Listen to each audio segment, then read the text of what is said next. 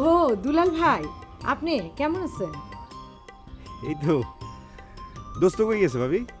আপনাকে এদিকে যাইব কয়ে গেল তো। তাই নাকি? ঠিক আছে ভাবি, আমি যাই। আরে যাইবেন কেন? আসেন বসেন, চা বানায় দিই।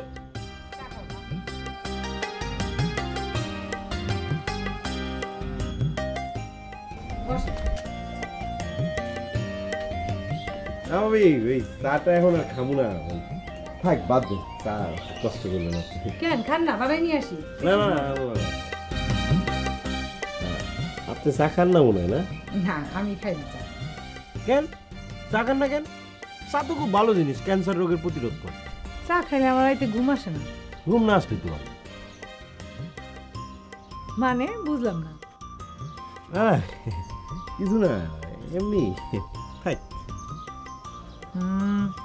কিছু একটা কইতে চাইতেছেন, কইয়া ফেলান।